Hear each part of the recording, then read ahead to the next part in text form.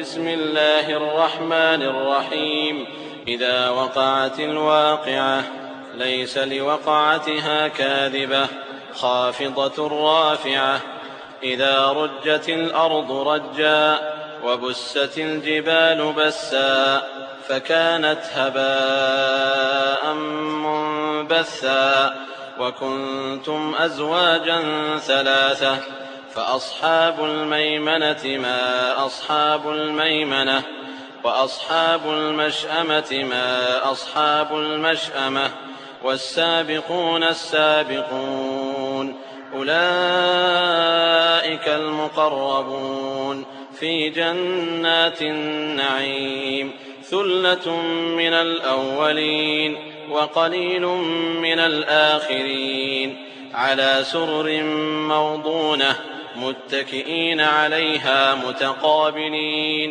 يطوف عليهم ولدان وفرش مرفوعة إنا أنشأناهن إنشاء فجعلناهن أبكارا عربا أترابا لأصحاب اليمين ثلة من الأولين وثلة من الآخرين وأصحاب الشمال ما أصحاب الشمال في سموم وحميم وظل من يحموم لا بارد ولا كريم إنهم كانوا قبل ذلك مترفين وكانوا يصرون على الحنث العظيم وكانوا يقولون أئذا متنا وكنا ترابا وعظاما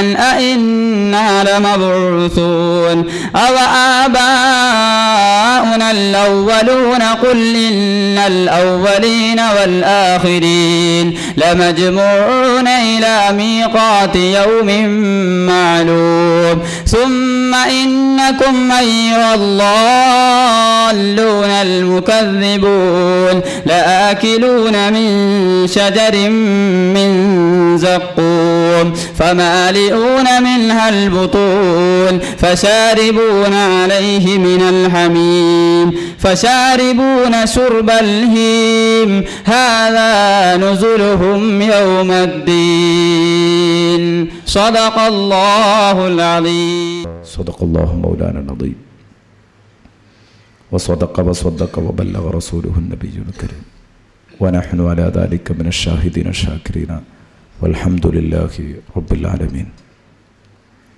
ഏഴാം ദിവസമാണിന്ന്. ഇൻഷാ അല്ലാഹ് 3 ദിവസവും കൂടെ ബാക്കി നിൽക്കുന്നുള്ളൂ. അപ്പോഴേക്ക് നമ്മുടെ വിഷയങ്ങൾ പറഞ്ഞു തീർക്കണം.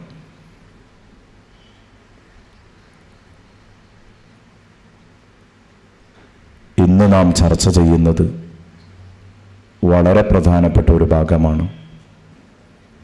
ഞാൻ ഇന്നലെ പറഞ്ഞിരുന്നു, പരമാവധി ഒരു പുതിയ സുഹൃത്തിനെ പങ്കെടുപ്പിക്കാൻ പറ്റുമെങ്കിൽ ഈ വേദിയിൽ പങ്കെടുപ്പിക്കണമെന്ന്. അതിനൊക്കെ എല്ലാവരും ശ്രമിച്ചിട്ടുണ്ടാകും എന്ന് വിശ്വസിക്കുകയാണ്. കഴിയാത്തവർ ഇതിൻ്റെ CD എങ്കിലും നമ്മുടെ കൂട്ടുകാരുടെ കരങ്ങളിലേക്ക് എത്തിച്ചു കൊടുക്കുന്നത് ഒരു വലിയ സേവനമായി കാണുക. അല്ലാഹു റബ്ബുൽ ഇസ്സത്ത് നമ്മുടെ ഈ സംഗമം പൊരുത്തപ്പെട്ട് നാളെ പരലോകത്ത് സംഗമിക്കാനുള്ള ഒരു കാരണമാക്കി തരട്ടെ. പരലോകത്ത് സുഖലോക സ്വർഗത്തിൽ സംഗമിക്കാൻ അല്ലാഹു ഒരു കാരണമാക്കി തരട്ടെ. ഇന്ന് നാം ചർച്ച ചെയ്യുന്നത് ഹതഭാഗ്യരും നരകവും. ഇന്നത്തെ വിഷയം കുറച്ച് കടുപ്പമുള്ളതാണ്.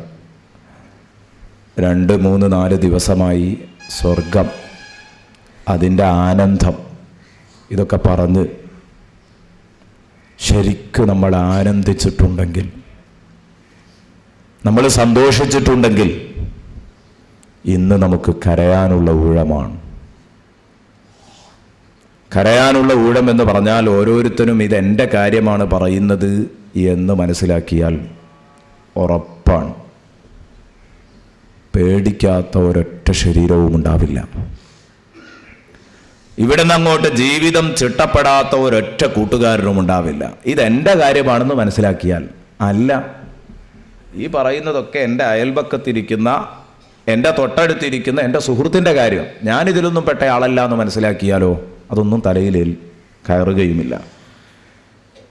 നേരെ മറിച്ച് ഇതൊക്കെ എൻ്റെ കാര്യമാണ്, പടച്ചോനെ എനിക്ക് വരാനുള്ളതാണല്ലോ എന്ന് ചിന്തിച്ചാൽ ആ നിമിഷം നമ്മൾ നന്നായി പോകും. അത്രയും കടുപ്പമുള്ള പ്രയോഗമാണ്. നീണ്ട ആയത്തുകൾ നമുക്ക് ചർച്ച ചെയ്യാനുണ്ട്. ഇന്ന് ഓതി വെച്ച ആയത്തുകളൊക്കെ ഇന്ന് ചർച്ച ചെയ്യാനുള്ളതാണ്. കാരണം നാളെ നമ്മൾ നേരത്തെ തർത്തീബാക്കിയ വിഷയപ്രകാരം നാളെ സംസാരിക്കേണ്ടത് റബ്ബിനോട് നന്ദി കെട്ട ജനത എന്ന നഹ്നു ഖലഖ്നാകും ഫലൗലാ തുസദ്ദിഖൂൻ എന്ന ഭാഗം മുതൽക്കാണ്. ആ ഭാഗം മുതൽക്കാണ് എന്നതുകൊണ്ട് ഇന്ന് ഈ ഭാഗം പൂർണ്ണമായും തീർന്നിരിക്കണം. ഹതഭാഗ്യരും നരകവും. അല്ലാഹ് ഖുർആനിൽ ഒരുപാട് സ്ഥലത്ത് നരകചിത്രങ്ങളുണ്ട്. ഒരുപാട് സ്ഥലങ്ങളിൽ നരകചിത്രങ്ങളുണ്ട്. പക്ഷേ ആ നരകചിത്രങ്ങളിലൊക്കെ സാധുവായ എനിക്ക് വല്ലാതെ ഒരു പൊള്ളുന്ന അനുഭവമായി തോന്നിയത് സൂറത്തുൽ വാഖിയയിലെ നരകചിത്രമാണ്. കാരണം അത് ഉൾക്കൊള്ളുകയാണെങ്കിൽ അബൂ സഈദ് റഹ്മത്തുള്ളാഹി അലൈഹി പറഞ്ഞതുപോലെ മനസ്സുകൊണ്ട് ആ ആയത്തുകൾ വായിക്കുകയാണെങ്കിൽ നമ്മൾ എത്രയോ മാറിയിട്ടുണ്ടാകും. മനസ്സുകൊണ്ട് വായിക്കണം. നിങ്ങളുടെ ചെവിയോ നിങ്ങളുടെ കണ്ണും കാതും തന്നതുകൊണ്ട് സംഗതി നടക്കില്ല. നിങ്ങളുടെ മനസ്സ്, ആ മനസ്സാണ് ഇന്ന് ഇങ്ങോട്ട് തരേണ്ടത്. എന്നാൽ ഉറപ്പാണ് നമുക്കൊരു മാറ്റം പ്രതീക്ഷിക്കാം. ബിസ്മില്ലാഹിർ റഹ്മാനിർ റഹീം. വ അസ്ഹാബുശ്ശിമാൽ മാ അസ്ഹാബുശ്ശിമാൽ. ഹതഭാഗ്യർ. ആരാണ് ഹതഭാഗ്യർ? അവരുടെ ഭാഗ്യദോഷം ആർക്കാ കണക്കാക്കാൻ പറ്റുക? ഒന്നാമത്തെ ചോദ്യം. വ അസ്ഹാബുശ്ശിമാൽ മാ അസ്ഹാബുശ്ശിമാൽ. ഇടതു കൈയിൽ കിതാബ് നൽകപ്പെടുന്ന ഹതഭാഗ്യർ, അവരുടെ ഭാഗ്യക്കേട് ആർക്കാ കണക്കാക്കാൻ പറ്റുക? അവരെപ്പോലെ ഭാഗ്യം കെട്ട, അവരെപ്പോലെ ഭാഗ്യദോഷികളായ ആരെങ്കിലും ഭൂമി ലോകത്തുണ്ടോ? ഇല്ല. അതാണ് സത്യം. അതിൻ്റെ മറുപടിയും അതാണ്. ചോദ്യം ചോദിച്ച് വിഷയത്തെ ശരിക്കങ്ങോട്ട് വലുതാക്കി കാണിക്കുകയാണ്. എന്ന് പറഞ്ഞാൽ ചോദ്യ ശൈലിയിൽ വിഷയത്തിൻ്റെ ഗൗരവം കാണിക്കുക. ആ ശൈലി ഉണ്ട് എന്ന് ഞാൻ നേരത്തെ നിങ്ങളോട് 3 വിഭാഗം ജനങ്ങൾ എന്ന പരിപാടി അവതരിപ്പിക്കുമ്പോൾ ആ വിഷയത്തിൻ്റെ ആ തലക്കെട്ടിലായി നാം പ്രസംഗിക്കുന്ന സമയത്ത് പറഞ്ഞതാണ്, ഓർക്കുന്നുണ്ടാകും.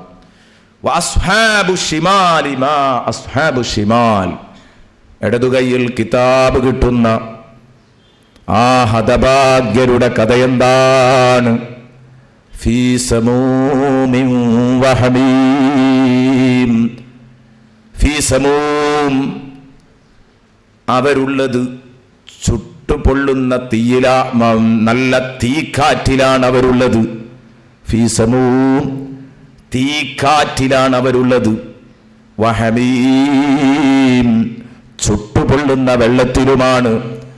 വളില്ലിൻ മിൻ യഹ്മൂം, നരകത്തിൽ നിന്നുയരുന്ന പുകച്ചുരുളിൻ്റെ കരിമ്പുകയുടെ തണലുമല്ലാതെ അവർക്കില്ല. അവർക്കുള്ള തണൽ കരിമ്പുകയുടെ തണലാണ്. അവർക്കുള്ള വെള്ളം അവർ നിലനിൽക്കുന്ന വെള്ളം അതേതാ? നരകാവകാശികളുടെ ശരീരത്തിൽ നിന്നൊലിക്കുന്ന ചൂടുള്ള വെള്ളം. ആ ചുടുവെള്ളത്തിലാണ് അവർ നിലകൊള്ളുന്നത്. അവർക്ക് കിട്ടുന്ന കാറ്റോ, ആ കാറ്റ് തീക്കാറ്റാൻ. ഫീ സമൂമിൻ വഹമീമിൻ വളില്ലിൻ മിൻ യഹ്മൂം. ഫീ സമൂം. എന്താ ഈ 3 കാര്യം? സമൂമ്, ഹമീമ്, ദില്ല്. കാറ്റ്, വെള്ളം, തണല്. 3 കാര്യം അള്ളാഹു പറയാനുള്ള കാരണം ചൂടെടുക്കുന്ന ഒരാൾ,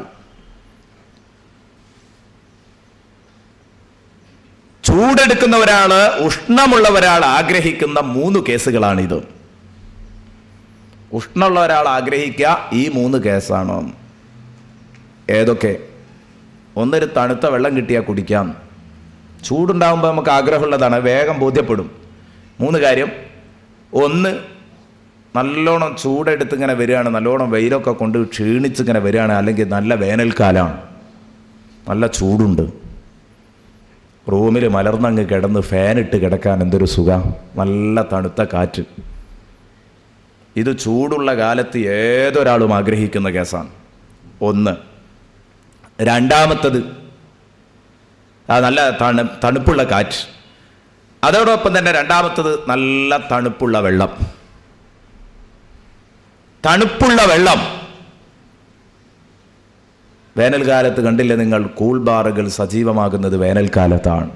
എന്തേ കാരണം? ചൂടെടുക്കുമ്പോൾ മനുഷ്യർ എത്ര തന്നെ ഇവർ ഉണ്ടാക്കി വെച്ചിട്ടുണ്ടെങ്കിലും അതൊക്കെ കുടിച്ച് തീർത്തു പോകുമെന്നതാ സത്യം.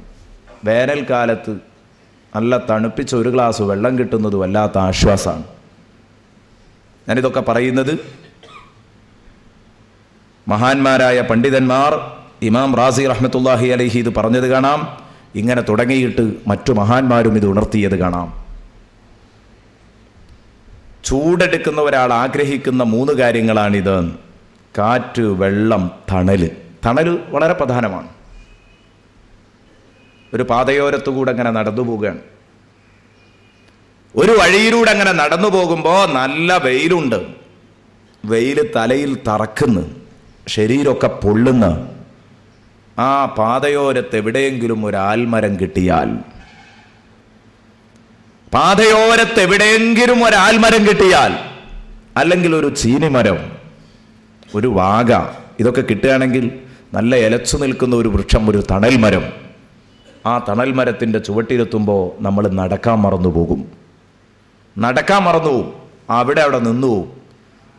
ഒരു വേള ആ തടിച്ച മരത്തിൻ്റെ ചുവട്ടിൽ അല്പമൊന്ന് വിശ്രമിക്കട്ടെ എന്ന് കരുതി ആ മരത്തോടൊന്ന് ചാരിയിരുന്നാൽ എപ്പോഴാ ഉറങ്ങിപ്പോകുന്നതെന്ന് അറിയില്ല. ഇതൊക്കെ ഞാൻ പറഞ്ഞു വന്നത്, മഹാന്മാർ പറഞ്ഞു, ചൂടെടുക്കുന്ന ഒരാൾ ആഗ്രഹിക്കുന്നത് തണുത്ത കാറ്റും തണുത്ത വെള്ളവും തണുത്ത തണലുമാണെങ്കിൽ നരകത്തിൽ ചൂടുണ്ടായിരിക്കുമല്ലോ, ഉറപ്പാണ്. അവിടെ ഇവർക്ക് കിട്ടുന്ന കാറ്റും വെള്ളവും തണലും അവർക്ക് ആവശ്യമായിരിക്കും. ചൂടെടുക്കുന്ന ഒരാൾക്ക് ഇത് 3 ആവശ്യമായിരിക്കും. അവിടെ അവർക്ക് വെള്ളം കിട്ടുമോ, കാറ്റ് കിട്ടുമോ, തണൽ കിട്ടുമോ? 3 കിട്ടും. പക്ഷേ കിട്ടുന്ന തണലും കാറ്റും വെള്ളവും പറയുമ്പോൾ തൽക്കാലം നമ്മൾ പറയും അതെനിക്ക് വേണ്ടാന്ന് പറയും. അതാണ് അതിൻ്റെ കണ്ടീഷൻ. കിട്ടുന്ന കാറ്റ് തീക്കാറ്റാണ്. ഹതഭാഗ്യരാകുന്ന ദുർജനങ്ങളുള്ളത് നല്ല തീക്കാറ്റിലാണ്. ഫീസമൂം. സുബ്ഹാനല്ലാഹ്. തീക്കാറ്റ് എന്ന് പറയാൻ, ചൂടുള്ള കാറ്റ് എന്ന് പറയാൻ കുറേ പദപ്രയോഗങ്ങളുണ്ടായിരുന്നു. അതൊക്കെ അങ്ങോട്ട് മാറ്റിയിട്ട് അല്ലാഹു തആല ഫീസമൂം എന്ന പദം ഇത് തന്നെ പ്രയോഗിക്കാനുള്ള കാരണം അറബി ഭാഷയിൽ അതിന് വളരെ കടുപ്പമുണ്ട്. സമൂം എന്ന പദം വന്നിരിക്കുന്നത്, ആ പദം വന്നിരിക്കുന്നത് അതിൻ്റെ ധാതു ഒന്നിരിക്കൽ സമ്മ് അല്ലെങ്കിൽ സുമ്മ്. സുമ്മ് എന്ന പദമോ സമ്മ് എന്ന പദമോ, ഇത് ഞാൻ പറയുന്നത് വിഷയത്തിൻ്റെ കടുപ്പം തിരിയാനാണ്. ഇമാം റാസി റഹ്മത്തുള്ളാഹി അലൈഹി പറയുന്നു, ഒന്നിരിക്കൽ സമ്മ് എന്ന പദം അല്ലെങ്കിൽ സുമ്മ് എന്ന പദം. സുമ്മ് എന്ന് പറഞ്ഞാൽ അതിൻ്റെ അർത്ഥം വിഷമെന്നാണ്. വിഷം അത് ശരീരത്തിൽ എൻ്റെ ചൂണ്ടുവിരലിനായിരിക്കാം നല്ല ഒരു വിഷപ്പാമ്പ് കൊത്തിയത്, അല്ലെങ്കിൽ എൻ്റെ തള്ളവിരലിനായിരിക്കാം പാമ്പ് കടിച്ചത്. വിഷം തീണ്ടിയത് തള്ളവിരലിനാണ്. പക്ഷേ തള്ളവിരലിന് തീണ്ടുന്നതോടുകൂടെ എൻ്റെ ശരീരത്തിലാകെ അതാ ഞൊടിയിട കൊണ്ട് പാഞ്ഞു കയറി അതിൻ്റേതായ പ്രതിഫലനങ്ങൾ ഞാൻ എൻ്റെ തലച്ചോറിൽ അറിയാൻ തുടങ്ങും. ശരിക്ക് ചിന്തിക്കണം. ഇതേ രൂപത്തിലാണ്, ഇതൊരു വിഷക്കാറ്റാണ് ഈ തീക്കാറ്റ്. കാരണം ശരീരത്തിൻ്റെ ഏതെങ്കിലും ഒരു ഭാഗത്തേറ്റ് കഴിഞ്ഞാൽ ആ ഒരു ഭാഗത്തേറ്റതു കാരണം അവൻ്റെ തലച്ചോറ് തിളച്ചുമറിയുന്ന പ്രശ്നമാണ് കേട്ടോ ഈ കാറ്റ്. ഫീസമൂം. ഇത്ര കടുപ്പമുണ്ട്. അല്ലെങ്കിൽ സമ്മ് എന്ന് പറഞ്ഞാൽ ഹത്താ യലിജൽ ജമലു ഫീ സമ്മിൽ ഖിയാത്ത്. ഖുർആനിൽ അല്ലാഹു പറഞ്ഞു, സൂചിപ്പഴുതിലൂടെ ഒട്ടകം കടക്കുന്നത് വരെ എന്ന് പറഞ്ഞു. മറ്റൊരു വിഷയം പരാമർശിച്ചപ്പോഴാ പറഞ്ഞത് സൂചിപ്പഴുതിലൂടെ. സമ്മ് എന്നതിൻ്റെ അർത്ഥം പറയാൻ വേണ്ടി മാത്രം ഓതിയതാണ്. ഹത്താ യലിജൽ ജമലു ഫീ സമ്മിൽ ഖിയാത്ത്. സമ്മ് എന്ന് പറഞ്ഞാൽ സൂചിപ്പഴുത്. സൂചിൻ്റെ ഒട്ടകം കിടക്കുന്നത് വരെ എന്ന് പറഞ്ഞാൽ സൂചിൻ്റെ ഓട്ട എന്ന് പറഞ്ഞാൽ സൂചിൻ്റെ പിന്നലുള്ള ഓട്ടയല്ല, സൂചിൻ്റെ പിന്നാമ്പുറത്തുള്ള ഓട്ടയല്ല. കാരണം പെട്ടെന്ന് നമുക്ക് പറയുമ്പോൾ അങ്ങനെയാ തോന്നിപ്പോവുക, അവിടെ തെറ്റായി മനസ്സിലാക്കാൻ പാടില്ല. സൂചിൻ്റെ ഓട്ടയിൽ കൂടെ ഒട്ടകം കിടക്കുന്നത് വരെ എന്ന് പറയുമ്പോൾ സൂചിൻ്റെ പിന്നിൽ നൂല് കോർക്കാൻ ഒരു ഓട്ടം ഉണ്ടാകാറുണ്ട്. അതിനെപ്പറ്റിയല്ല പറഞ്ഞത്. സൂചിയുടെ തലപ്പ് കൊണ്ട്, കൂർത്ത മുന കൊണ്ട് ഒരു ഭാഗത്ത് കുത്തി ആ ഉണ്ടാകുന്ന ദ്വാരം, അതിനാണ് സൂചി പഴുത് എന്ന് പറയുന്നത്.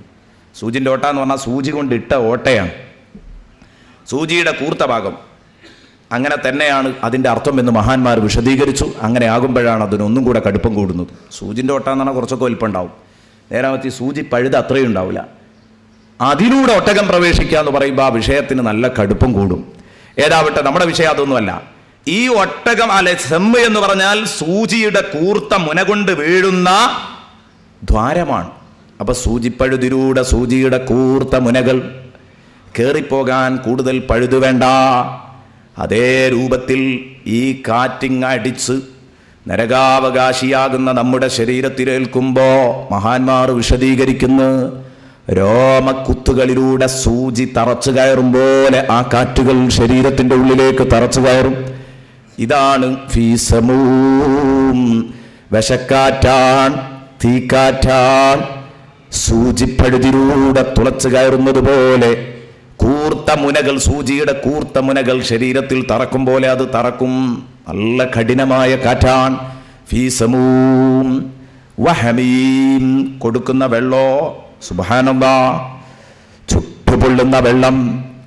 ആ ചുട്ടുപൊള്ളുന്ന വെള്ളത്തിന്റെ ഗതി എന്താണ്? അല്ലാഹുവിന്റെ ഹബീബ് മുഹമ്മദുർ റസൂലുള്ളാഹി സ്വല്ലല്ലാഹു അലൈഹി വസല്ലം പറഞ്ഞു, അവർ നിൽക്കുന്നത് വെള്ളത്തിലാ.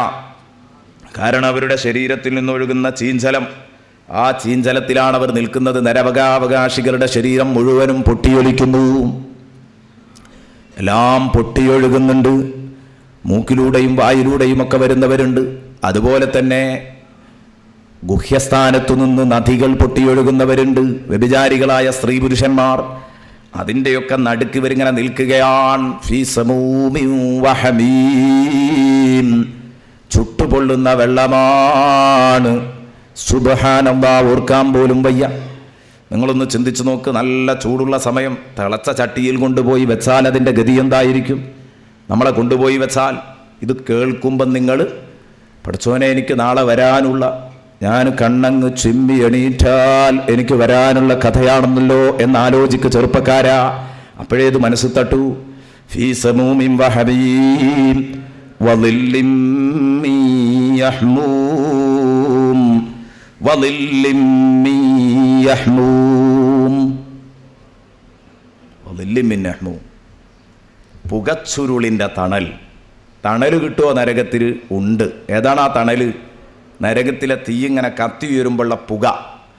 ആ പുക പൊങ്ങുമ്പോൾ ആ പുകയുടെ തണൽ മാത്രമേ കിട്ടൂ. കരിമ്പുകയുടെ തണൽ. യഹ്മൂം എന്ന് പറഞ്ഞാൽ ദുഹാനുൻ അസ്വദ്, കരിമ്പുക. കരിമ്പുകയുടെ തണൽ മാത്രമാണ് അവർക്ക് കിട്ടുന്നത്. വളില്ലിം മിൻ യഹ്മൂം. സുബ്ഹാനല്ലാഹ്, അത് ആ തണൽ ആശ്വാസകരമല്ല, ആ വെള്ളം ആശ്വാസകരമല്ല, ആ കാറ്റ് ആശ്വാസകരമല്ല. അല്ലാഹ് പറയുന്നു, ലാ ബാരിദിൻ വലാ കരീം. തണുത്ത തണലല്ല, മാന്യമായ തണലല്ല, കാറ്റല്ല, വെള്ളമല്ല. തീർത്തും അത് നമുക്ക് വേറെ 3 സെപ്പറേറ്റ് അദാബുകളാണ്. അത് വേറിട്ട 3 അദാബുകൾ. അങ്ങനെ വേണം അതിനെ വിലയിരുത്താൻ. അത് നമുക്ക് ആശ്വാസത്തിന് അല്ലാഹ് തരികയല്ല, അത് വേറെ 3 അദാബുകൾ. വെള്ളം കിട്ടിയാൽ, കാറ്റ് കിട്ടിയാൽ, നമുക്ക് തണല് കിട്ടിയാൽ അത് വേറെ 3 അദാബ്.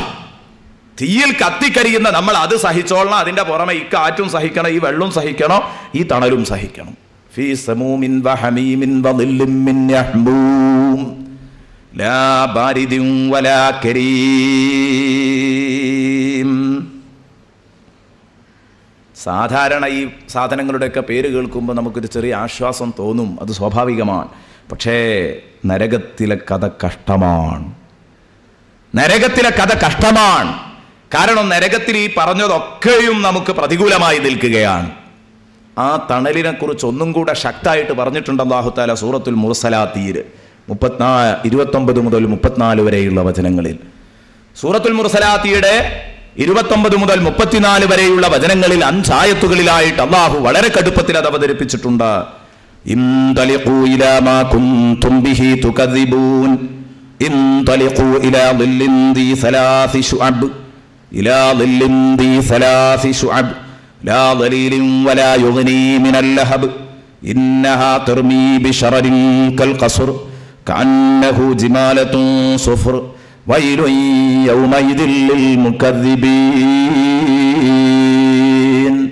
സുബ്ഹാനല്ലാഹ്. അല്ലാഹുവേ ഞങ്ങളെ നീ കാത്തു രക്ഷിക്കണേ റഹ്മാനെ. കേട്ടോളൂ, അത് കേട്ടാൽ തന്നെ മതി യഥാർത്ഥത്തിൽ. ഇൻതലിഖൂ ഇലാ മാ കുൻതും ബിഹി തുകദ്ദിബൂൻ. ഇവിടുന്ന് നമുക്ക് നരകം പറയുമ്പോൾ, പരലോകം പറയുമ്പോൾ, സ്വർഗം പറയുമ്പോൾ, സിറാത്ത് പാലം പറയുമ്പോൾ, ഹിസാബ് പറയുമ്പോൾ അതൊക്കെ നമ്മൾ ഓലപ്പാമ്പായി കണ്ടു. ഞാൻ മുമ്പ് നിങ്ങളോട് പറഞ്ഞല്ലോ, അങ്ങനെയൊക്കെ ഉണ്ടാകുമോ, ഇത് വെറുതെ നമ്മളെ ഞെട്ടിക്കായിരിക്കും എന്നൊരു ധാരണ മുസൽമാന്റെ മനസ്സിലടക്കം കടന്നുകൂടി. മുസൽമാന്റെ മനസ്സിലടക്കം കടന്നുകൂടി.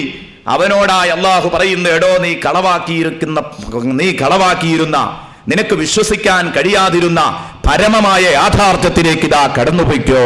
ഇൻതലിഖൂ ഇലാ മാ കുൻതും ബിഹി തുകദ്ദിബൂൻ. നിങ്ങൾ കളവാക്കിയിരുന്ന പരമാർത്ഥങ്ങൾ അതിലേക്ക് പോയിക്കോ. അതും ഇൻതലിഖൂ ഇലാ ളില്ലിൻ ദി സലാസി ശുഅബ്, 3 ശാഖകളായിട്ട് 3 പിണരുകളായിട്ട് പൊങ്ങുന്ന ആ പുകയുടെ തണലിലേക്ക് പോയിക്കോ. ഇലാ ളില്ലിൻ ദി സലാസി ശുഅബ്, വലിയ പുക, അത് അന്തരീക്ഷത്തിലേക്ക് ഉയരുക 3 ഇതളുകളായിട്ടാണ് എന്ന് മഹാന്മാർ ഇവിടെ പറഞ്ഞത് കാണാം. 3 ഇതളുകൾ, നല്ല ശക്തമായ തീയിൻ്റെ പുക, നല്ല കട്ടിയുള്ള കറുത്ത പുക, അത് അന്തരീക്ഷത്തിലേക്ക് ഉയരുക ഇങ്ങനെയാണ്. അപ്പോൾ ആ 3 ഇതളുകളായിട്ട് മുകളിലേക്ക് പൊങ്ങുന്ന ആ തണൽ, ആ നിഴൽ, അങ്ങോട്ട് നീ പൊയ്ക്കോ. ഇൻതലിഖൂ ഇലാ ളില്ലിൻ ദി സലാസി ശുഅബ് ലാ ദലീലിൻ വലാ യുഗ്നി മിനൽ ലഹബ്. ലാ ദലീൽ, അതൊരിക്കലും തണുപ്പേകുന്ന തണലല്ല. കണ്ടോ, തണലിലേക്ക് പോകാൻ പറഞ്ഞിട്ട് അല്ലാഹു പറഞ്ഞു ലാ ദലീൽ. നാളെ നരകത്തിൽ വെച്ച് നമ്മളോട് പറയാൻ പോവുകയാണ്, പരലോകത്ത് വെച്ച്, ലാ ദലീൽ, ഒരിക്കലും നിനക്ക് തണുപ്പേകുന്ന തണലല്ല കേട്ടോ. ലാ ദലീൽ വലാ യുഗ്നി മിനൽ ലഹബ്.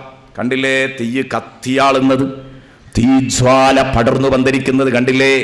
ആ പടർന്നു പന്തരിക്കുന്ന പല്ലിളിച്ച് കാട്ടുന്ന തീജ്വാലകൾക്ക് ചെറിയ ഒരു ശമനം തരുമോ ഈ തണൽ? ഇല്ല. കാരണം ഇത് പുകത്തണലാണ്, കരിമ്പുകയുടെ തണലാണ്. നരകത്തിൽ കത്തിയാളുന്ന തീജ്വാലക്ക് ശമനമുണ്ടാകൂല. വലാ യുഗ്നി മിനൽ ലഹബ്, വലാ യുഗ്നി മിനൽ ലഹബ്, നരകാഗ്നിക്ക്, നരകാഗ്നിയുടെ തീജ്വാലക്ക് ശമനം നൽകുന്നതുമല്ല. ഇന്നഹാ തർമീ ബിശറരിൻ കൽ ഖസ്ർ. അത് മതി ഒരു വിശ്വാസിക്ക്. ഇനി പറയുന്ന ആയത്ത് നരകത്തിന്റെ തീയിന്റെ കടുപ്പം മനസ്സിലാക്കാൻ. ഇന്നഹാ തർമീ ബിശറരിൻ കൽ ഖസ്ർ. എന്താ നരകത്തിലെ തീയിന്റെ കഥ? ഇന്നഹാ തർമീ, ആ തീയ് വലിച്ചെറിയുന്നത്, ആ തീജ്വാലയെ കുറിച്ച് ആദ്യം പറഞ്ഞു.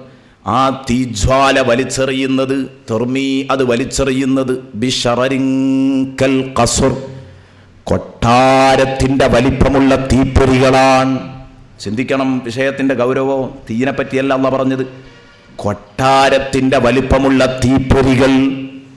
തീയിൽ നിന്ന് പൊരി പൊങ്ങാറുണ്ട്. തീ ഇങ്ങനെ ആളി കത്തുകയാണെങ്കിൽ അതിന്ന് പൊരി ഇങ്ങനെ പറന്നു പോകും, തീപ്പൊരി. നമ്മൾ സാധാരണ കാണുന്നത് അടുപ്പൊന്നും പൊങ്ങും. ശരിക്കും അങ്ങോട്ട് ഓലക്കൊടി ദമ്മായിട്ട് അങ്ങ് വെച്ചു കൊടുത്തിട്ട് നമ്മൾ തീ കത്തിക്കുകയാണെങ്കിൽ അടുപ്പൊന്നും പൊങ്ങും തീപ്പൊരി. പക്ഷേ ആ തീപ്പൊരിയൊക്കെ ഒരു വിരൽ ഉയരത്തിൽ പൊങ്ങുമ്പോഴേക്ക് ചാരാകും. ഒരു വിരൽ ഉയരത്തിലേ പോകുള്ളൂ, അപ്പോഴേക്ക് അത് കെട്ടിട്ടുണ്ടാവും നമ്മൾ കാണുന്ന തീപ്പൊരികൾ. എന്നാൽ ശക്തമായൊരു തീപിടുത്തം നടക്കുന്നിടത്തുള്ള തീപ്പൊരികൾ ഒരു വിരൽ ഉയരത്തിലൊന്നും അല്ല പോകുക. അത് പോകുക 1 കൈ 2 കൈ ഉയരത്തിലൊക്കെ പോയിട്ടേ അത് ചാരാകൂ. എന്നാലും ചാരാകും. പക്ഷേ നരകത്തിലെ തീയിൽ നിന്നുയരുന്ന പൊരി, പറന്നു പോകുന്ന പൊരികൾ, ആ പൊരിയുടെ ഉയരം അല്ലാഹു പറയുന്ന അതിന്റെ ഉയരം ബിശറരിൻ കൽ ഖസ്ർ, കൊട്ടാരത്തിന്റെ വലിപ്പമുള്ള പൊരികളാണ്. ഇതിന്റെ പൊരി ഇത്ര ഉണ്ടെങ്കിൽ പിന്നെ തീയിനെ പറ്റി നമ്മൾ പറയണോ? പൊരിയുടെ വലിപ്പമാണ് പറഞ്ഞത്, തീപ്പൊരിയുടെ വലിപ്പം. നാളെ നരകത്തിൽ നിന്ന് വരാനുള്ള തീപ്പൊരിയുടെ വലിപ്പം. എൻ്റെ പ്രിയപ്പെട്ട ചെറുപ്പക്കാരാ, നമുക്ക് കാര്യങ്ങളൊക്കെ കേൾക്കുമ്പോൾ ഉള്ളിൻ്റെ ഉള്ളിൽ നമുക്ക് തട്ടിയിട്ടില്ല പലപ്പോഴും. ഞാൻ പറഞ്ഞു, പാൻസ് നിര്യാണിൻ്റെ കീപ്പോട്ട് ഇറങ്ങണ്ട, ടൈറ്റ് ഫിറ്റ് സംസ്കാരമൊക്കെ ഒന്ന് അങ്ങോട്ട് ഒഴിവാക്കിക്കാളാം, ഭാര്യയെ തലമറക്കാതെ മാറുമറക്കാതെ കൊണ്ടു നടക്കണ്ട. നമ്മൾ ഇസ്ലാമിക ചുറ്റുപാടിൽ ജീവിക്കണം. നമ്മൾ അനാവശ്യങ്ങളിലൊന്നും തന്നെ ഉണ്ടാവാൻ പാടില്ല. ഇതൊക്കെ പറയുമ്പോൾ അതൊന്നും തലയിലേക്ക് അങ്ങോട്ട് കയറുന്നില്ല. വരാനുള്ളത് ഇത്രയും വലിയ കഥയാണ് എന്നിട്ട് ആലോചിക്കുന്നുമില്ല. ആലോചിക്കുകയാണെങ്കിൽ എപ്പോഴോ മാറിയിട്ടുണ്ടാവും. ഇതൊന്നും ഇപ്പം ഞാൻ എൻ്റെ സ്വന്തം വകയായിട്ട് പറയലല്ലോ, അള്ളാഹ് നേരിട്ട് പറയാ ഖുർആനിൽ. അള്ളാഹ് പറഞ്ഞതാണ്. സൂറത്തുൽ മുർസലാത്തി മറച്ചു നോക്കിയാൽ സൂറത്തുൽ മുർസലാത്തിയുടെ 29 മുതൽ 34 വരെയുള്ള വചനങ്ങളിൽ നിങ്ങൾക്കിത് കാണാം. ഇന്നഹാ തർമീ ബിശറരിൻ കൽ ഖസ്ർ, കൊട്ടാരത്തിൻ്റെ വലിപ്പമുള്ള തീപ്പൊരികൾ. ഇത് തീപ്പൊരിയുടെ ഉയരാണ്. തീപ്പൊരിയുടെ ഉയരം എത്ര ഉയരത്തിൽ പോകുന്നത് ചാരാകുന്നതിന് മുമ്പ് ആ ഉയരാണ് ആ പറഞ്ഞത്. എന്നാൽ അതിൻ്റെ വണ്ണോ, പൊരിയുടെ വണ്ണോ, നമ്മളിവിടെ പഞ്ഞ് കുറച്ച് ഉയരത്തിലങ്ങ് കത്തിപ്പൊങ്ങിയാലും പൊരി അതൊരു ചെറിയ പോയിൻ്റേ ഉണ്ടാവും. ഒരു പോയിൻ്റ്, ഒരു തീപ്പൊരി. നമ്മൾ സാധാരണ ഒരു പോയിൻ്റ്, ഒരു ഫുൾ സ്റ്റോപ്പൊക്കെ ഇടുന്ന അത്രയും ഒരു തീപ്പൊരിയുടെ വലിപ്പം ഉണ്ടാവും. വലിയ തീയൊക്കെ ആണെങ്കിൽ ഒന്നും കൂടെ വലിപ്പം ഉണ്ടാവും. എന്നാൽ നരകത്തിൽ നിന്ന് കത്തിപ്പൊങ്ങുന്ന തീയിൻ്റെ പൊരിയുടെ വണ്ണം, ഉയരം പറഞ്ഞു, കൊട്ടാരത്തിൻ്റെ ഉയരം. എന്നാൽ അതിൻ്റെ വണ്ണോ കഅന്നഹു ജിമാലത്തുൻ സുഫർ, മഞ്ഞ ഒട്ടകങ്ങളുടെ വണ്ണമാണതിനുള്ളത്. മഞ്ഞ ഒട്ടകങ്ങളുടെ വലിപ്പമാണ്. മഞ്ഞ എന്ന് പറഞ്ഞത് തീയിൻ്റെ കളറായതുകൊണ്ട് പറഞ്ഞതാണ്. എന്നാൽ അറബികൾ ജിമാലത്തുൻ സുഫ്രി എന്ന് കറുത്തോട്ടകങ്ങൾക്കും പ്രയോഗിക്കാറുണ്ട്. മഞ്ഞയിൽ കറുപ്പ് കലർന്ന ആ കളറിന് അവർ പലപ്പോഴും ജിമാലത്തുൻ സുഫ്രി എന്ന് പറയാറുണ്ട്. അങ്ങനെയാണെങ്കിൽ അതിനും കുഴപ്പമില്ല. കാരണം നരകത്തിലെ തീ കത്തിച്ച് 3000 കൊല്ലം ഇങ്ങനെ ആളിക്കത്തി 3000 കൊല്ലം ആകുമ്പം കറുകറുന്നനെ കറുത്തിരിക്കുമെന്നാണ് ഹബീബ് മുഹമ്മദുർ റസൂലുള്ളാഹി സ്വല്ലല്ലാഹു അലൈഹി വസല്ലമ തങ്ങൾ പറഞ്ഞത്. അത് വേറെ പറയാം. കഅന്നഹു ജിമാലത്തുൻ സുഫർ, നരകത്തിലെ ആ തീപ്പൊരിയുടെ വണ്ണം ഒരൊട്ടകത്തിൻ്റെ വണ്ണമാണ്. ഒട്ടകത്തിൻ്റെ വണ്ണവും ഒരു കൊട്ടാരത്തിൻ്റെ വലിപ്പവുമുള്ള തീപ്പൊരികളാണ് കേട്ടോ നരകം മേലോട്ട് എറിഞ്ഞുകൊണ്ടിരിക്കുന്നത്. ആ തീയിൽ ആ പൊരി അനുഭവിക്കാൻ കഴിയുമോ നമുക്ക്? പിന്നെ ആ തീയിൽ കിടന്ന് കത്തേണ്ടി വരും എന്ന് പറയുമ്പോൾ ഒരല്പെങ്കിലും ചിന്തിക്കാൻ ഞാൻ പറ്റുമോ മക്കളെ? ചിന്തിക്കണം. ഒരല്പെങ്കിലും നമ്മളൊന്ന് തലക്ക് പിടിക്കാഞ്ഞാൽ, ഇനിയെങ്കിലും ജീവിതം ഒന്ന് തിരുത്താൻ ചിന്തിക്കാഞ്ഞാൽ, ഇനിയെങ്കിലും ഈ തെമ്മാടിത്തങ്ങളിൽ നിന്നൊക്കെ ഒന്ന് മാറി നിൽക്കണമെന്ന ചെറിയ ഒരു ചിന്തയെങ്കിലും മനസ്സിൽ വരാഞ്ഞാൽ പറ്റുമോ? പറ്റൂല. കാരണം അത്രയും കടുപ്പുള്ളതാ സംഗതി. വിഷയം ചെറുതല്ല, വളരെ കടുപ്പമുള്ള കാര്യമാണ്. എന്നിട്ട് അല്ലാഹു പറഞ്ഞു, വൈലുൻ യൗമൈദിൽ ലിൽ മുകദ്ദിബീൻ, സർവനാശവും പരലോകം വേണ്ടതുപോലെ വിശ്വസിക്കാൻ കഴിയാത്തവർക്കാണ്. ഞാൻ പറഞ്ഞു, ഇത്തരം ആയത്തുകളൊന്നും കാഫിരീങ്ങളെ കുറിച്ചല്ല, അവരെ കുറിച്ച് മാത്രമല്ല, ആസികളായ മുഅ്മിനീങ്ങൾക്കും കൂടെ ബാധകമാണെന്ന് മഹാനായ ഇമാം റാസി റഹ്മത്തുള്ളാഹി അലൈഹി പറയുന്നു. എന്താ കാരണം? കാരണം നമ്മൾ വെറുതെ പറയാണ്, ആഖിറത്തിൽ വിശ്വാസമുള്ളത് വെറുതെ പറയാം. നമ്മൾ മുകദ്ദിബീങ്ങളാണ്. മുകദ്ദിബീങ്ങൾ അല്ലെങ്കിൽ എങ്ങനെയാ തെറ്റ് ചെയ്യുന്നത്? ഞാൻ മുമ്പൊരു ഉദാഹരണം പറഞ്ഞല്ലോ. 2 റൂമുകൾ സങ്കല്പിച്ച് നമ്മൾ ഉദാഹരണം പറഞ്ഞു. ശരിക്ക് തെറ്റു ചെയ്യൂല പരലോക ശിക്ഷ ബോധ്യപ്പെട്ടാൽ. അപ്പോൾ ബോധ്യപ്പെടായ്മയാണ് ഇപ്പോൾ നമുക്കൊക്കെ ഉള്ളത്. ഉള്ളിൻ്റെ ഉള്ളിൽ എവിടോ ഒരു സംശയം. അങ്ങനെയൊക്കെ ഉസ്താദ് പറഞ്ഞാലും, അങ്ങനെയൊക്കെ ഇപ്പോൾ പള്ളിയിലെ ഖത്തീബ് പറഞ്ഞാലും, അങ്ങനെയൊക്കെ പറഞ്ഞാലും ശരി, അതൊക്കെ എന്തോ ഒരു ഉള്ളിൻ്റെ ഉള്ളിൽ അത് ഒരു ഉട്ടോപ്പിയാണോ, ഒരു ഓലപ്പാമ്പാണോ, വെറുതെ നമ്മളെ ഞെട്ടിക്കുകയാണോ എന്നൊക്കെ ഒരു തോന്നൽ വിശ്വാസിക്ക് ഇപ്പോഴും വിട്ടിട്ടില്ല. അതാണ് മാറാനുള്ള പ്രയാസം. അല്ലെങ്കിൽ എപ്പോഴോ മാറിയിട്ടുണ്ടാകും, നന്നായിട്ടുണ്ടാകും, ഒരു നല്ല പരിശുദ്ധനായി മാറിയിട്ടുണ്ടാകും. അള്ളാഹു നമുക്കൊക്കെ മാറാനുള്ള തൗഫീക്ക് നൽകട്ടെ, മാറാനുള്ള തൗഫീക്ക് നൽകട്ടെ. പടച്ചോനെ, ഞങ്ങൾക്ക് നീ നല്ല ബുദ്ധി നൽകണം റഹ്മാനെ. എന്നാൽ എന്തിനാണ് ഇത്രയും കടുപ്പമുള്ള നരകത്തിലിട്ട് ഇവരെ ശിക്ഷിക്കുന്നത്? ഇത് കുറച്ച് കടുപ്പുള്ള കാര്യമല്ലേ? ഇത് കുറച്ച് കടുപ്പുള്ള കാര്യമല്ലേ? എന്തിനാണ് ഇവരെ ശിക്ഷിക്കുന്നത്? ഇന്നഹും കാനൂ ഖബല ദാലിക മുത്രഫീൻ. എന്തിനാ റബ്ബേ നീ നിന്റെ ചില അടിമകളെ ഇത്രയും ശക്തമായ രൂപത്തിൽ മർദ്ദിക്കുന്നത്? ഇത്രയും ശക്തമായ രൂപത്തിൽ പീഡിപ്പിക്കണോ? ഇത് നിനക്ക് ദയയില്ലാത്തത് കൊണ്ടല്ലേ? എന്തിനാ നീ ഇത്ര വലിയ അനീതി കാട്ടുന്നത്? അല്ലാഹ് പറയുന്നു, ഞാനൊരിക്കലും അനീതി കാട്ടുന്നില്ല. ഇവരെ ഇത്രയും വലിയ അദാബിൽ ശിക്ഷിക്കാനുള്ള കാരണം എന്താണെന്നറിയോ? ഇന്നഹും കാനൂ ഖബല ദാലിക മുത്രഫീൻ. ഈ ലോകത്തേക്ക് വരുന്നതിന്റെ മുമ്പ് ഇവരടിച്ചു പൊളിച്ച് ജീവിക്കുന്നവരായിരുന്നു. കണ്ടാ അള്ളാഹുവിന്റെ പ്രയോഗം നോക്ക്. മുത്രഫീൻ, മുത്രഫ് എന്ന് പറഞ്ഞാൽ അടിപൊളിക്കാരൻ, അടിച്ചു പൊളിച്ച് ജീവിക്കുന്ന ആക്കാം മുത്രഫ് എന്ന് പറയാം. എന്ന് പറഞ്ഞാൽ അവന് നിയമമില്ല, വിലക്കുമില്ല, അള്ളിയില്ല, റസൂലുമില്ല, മഹ്ശറില്ല, ഒന്നുമില്ല. പിന്നെ എന്താ പരിപാടി? ഓന് തറഫ്. തറഫ് എന്ന് പറഞ്ഞാൽ സുഖലോലുപത, അത്ര മാത്രമേ ഓനുള്ളൂ. അടിച്ചു പൊളിച്ച് ജീവിക്കുക, അതിൻ്റെ അപ്പുറത്ത് അവന് മറ്റൊരു ലക്ഷ്യവുമില്ല. ദുനിയാവ് ആകെ 4 ദിവസം ഉണ്ട്. ആ 4 ദിവസത്തെ ദുനിയാവ് ഇങ്ങോട്ട് കേമാക്കണം എന്നല്ലാതെ ആരാ ഇതൊക്കെ ചിന്തിച്ചിട്ട് ഇവിടെ ജീവിക്കാൻ കഴിയുമോ എന്ന് പറയുന്നവൻ. ഇന്നഹും കാനു ഖബല ദാലിക മുത്രഫീൻ, അടിച്ചു പൊളിച്ച് ജീവിക്കുന്നവരായിരുന്നു ഇവർ ഇതിനു മുമ്പ് ദുനിയാവില്. സുബ്ഹാനല്ലാഹ്, എത്ര കടുപ്പമുണ്ട് എൻ്റെ കൂട്ടുകാരൊന്ന് ചിന്തിച്ചു നോക്ക്. ഇന്നഹും കാനു ഖബല ദാലിക മുത്രഫീൻ. അള്ളാഹ് കാരണം പറയുന്നു. നേരത്തെ പറഞ്ഞതിന് കാരണമായിട്ട് അള്ളാഹു ബോധിപ്പിക്കുകയാണ്. അങ്ങനെയാണ് ഖുർആൻ പലയിടങ്ങളിലും കാരണം ബോധിപ്പിക്കും. വിഷയം അങ്ങോട്ട് പറഞ്ഞിട്ട് പിന്നെ ഇന്നഹും അല്ലെങ്കിൽ ഇന്നദാലിക, ഇന്നഹു എന്നൊക്കെ പറഞ്ഞിട്ട് കാരണം ബോധിപ്പിച്ചുകൊണ്ട് അള്ളാഹു സംസാരിക്കും. ഉസ്താദുമാർക്കൊക്കെ അറിയാം, ഇന്ന എന്ന അറബിയിലെ ആ അക്ഷരം പ്രയോഗിക്കുക കാരണം പറയുന്ന സ്ഥലത്താണ്. തഅലീലിൻ്റെ മഖാമിലാണ് ഇന്ന വായിക്കുക എന്ന് ഉസ്താദുമാർക്കറിയാവുന്ന കാര്യമാണ്. ഞാനത് പറയുന്നത് സാധാരണക്കാർ ഇങ്ങനെ അള്ളാഹു ശിക്ഷിക്കാനുള്ള കാരണം പറഞ്ഞിട്ട് അള്ളാഹ് പറയുന്നത് ഇന്നഹും കാനു ഖബല ദാലിക മുത്രഫീൻ. ഇന്നഹും കാനു ഖബല ദാലിക മുത്രഫീൻ. കാരണം അവർ അടിച്ചു പൊളിച്ച് നടക്കുന്നവരായിരുന്നു ഇങ്ങോട്ട് വരുന്നതിന് മുമ്പ് ദുനിയാവില്. അതുകൊണ്ട് തന്നെ അടിച്ചു പൊളിച്ച് നടക്കുന്ന ഇവരെ നിർബന്ധമായും പിടികൂടണം, ശിക്ഷിച്ചുകൊള്ളണം. അവർക്ക് പറ്റിയ ശിക്ഷയാ ഞാൻ കൊടുത്തത്. ജസാഅം വിഫാഖ, സൂറത്തു നബയിലായിരിക്കും, അമ്മ യതസാഅലൂൻ എന്ന അധ്യായത്തിലാണെന്നാണ് എൻ്റെ ഓർമ്മ. ജസാഅം വിഫാഖ, ഫിറ്റായ പ്രതിഫലം, നിങ്ങൾ യോജിച്ച പ്രതിഫലം, ഓല് ചെയ്തതിനനുസരിച്ചുള്ള പ്രതിഫലമാണ്. ഓല അക്കോലത്തിൽ ആ ദുനിയാവുന്ന എൻ്റെ മുഖത്ത് ചവിട്ടിയത്. ഞാൻ പറയുന്നതിനെ മുഴുവനും അവർ അവഗണിച്ചു. അപ്പം അവർക്ക് പറ്റിയ പ്രതിഫലമായി കൊടുത്തത് ജസാഅം വിഫാഖ. ഇന്നഹും കാനു ഖബല ദാലിക മുത്രഫീൻ. ഇവർ സുഖലോലുപതയിൽ, തറഫ് നല്ല മിനുസം, സുഖലോലുപത, അടിച്ചു പൊളിച്ച് ജീവിക്കുക, അതായിരുന്നു ഇവരുടെ ഏർപ്പാട്. നാളെ പരലോകമുണ്ട് എന്നുള്ള ചിന്തല്ലായിരുന്നു. 5 മിനിറ്റ് പോലും സുഖിച്ചു കാലാകാലം കഷ്ടപ്പാട് ഏറ്റെടുത്തു. അതാണ് അവരുടെ ചുറ്റുപാട്. ഇന്നഹും കാനു ഖബല ദാലിക മുത്രഫീൻ. ഇവിടെ ഒരു കാര്യവും കൂടെ പറയാനുണ്ട്. ശിക്ഷിക്കുമ്പോൾ കാരണം പറയുന്നു, പലപ്പോഴും പ്രതിഫലം തരുമ്പോൾ കാരണം വ്യക്തമാക്കുന്നുമില്ല. അതെന്തുകൊണ്ട്? ഖുർആനിൽ എപ്പോഴും കാണുന്ന ഒരു സ്വഭാവമാണത്. പ്രതിഫലം പറയുമ്പോൾ സ്വർഗത്തിലേക്കാക്കുന്നു എന്ന് പറയുമ്പോൾ ഇന്നതുകൊണ്ട് സ്വർഗത്തിൽ കടന്നു എന്ന് ചിലപ്പോൾ പറയില്ല, ചിലപ്പോഴൊക്കെ പറയും. പറയാൻ നിർബന്ധമല്ല. അതിന് ഖുർആൻ ഓതുമ്പോൾ പലയിടത്തും നിങ്ങൾക്ക് കാണാം. അപ്പം അതിൻ്റെ തൊട്ട് മുമ്പ് തന്നെ നോക്ക്, നിങ്ങൾ അസ്ഹാബുൽ യമീനെ പറ്റി പറഞ്ഞപ്പോൾ എന്തുകൊണ്ടാണ് അവർ സ്വർഗത്തിൽ കടന്നത് എന്ന് പറഞ്ഞു? അല്ല, അവർക്ക് എന്തൊക്കെയാ കിട്ടുക എന്ന് പറഞ്ഞിട്ടുള്ളൂ. മുഖറബീങ്ങളെ പറ്റി പറഞ്ഞപ്പോൾ പറഞ്ഞു ജസാഅം ബിമാ കാനൂ യഅമലൂൻ. കാരണം ആപേക്ഷികമായിട്ട് നോക്കുമ്പോൾ ഇവരെക്കാൾ കുറേ ചെയ്തവരാ, എന്നാലും അവർക്ക് അള്ളാഹുവിൻ്റെ ഔദാര്യം കിട്ടാതെ രക്ഷപ്പെടൂല.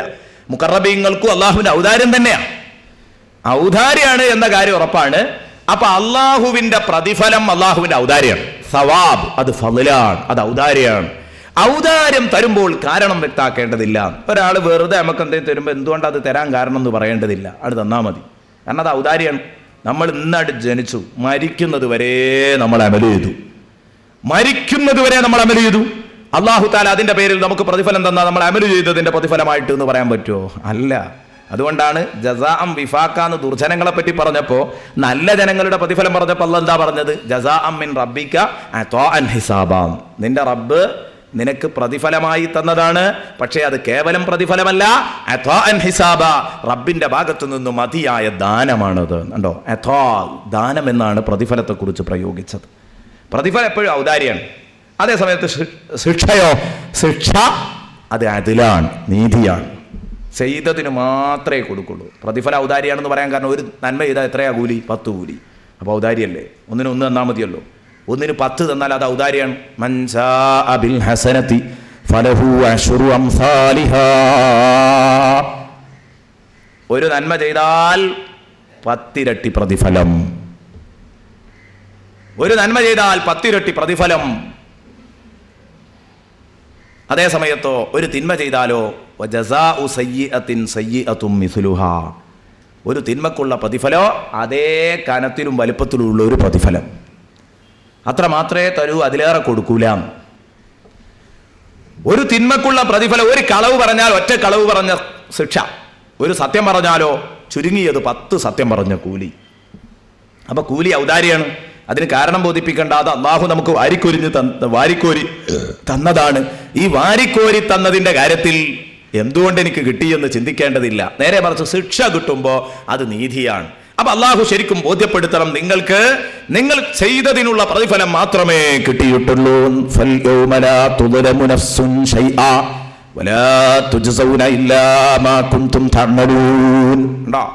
ഇന്നിവിടെ ഒരു ശരീരത്തെ പോലും ഒരല്പം പോലും ആക്രമിക്കപ്പെടുകയില്ല. അള്ളാഹു പറയുന്നു,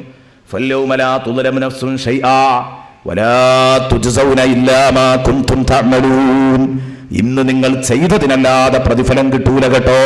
വലാ തുജ്സൗന ഇല്ലാ മാ കുന്തും തഅമലൂൻ, അത്രേ തരുള്ളൂ.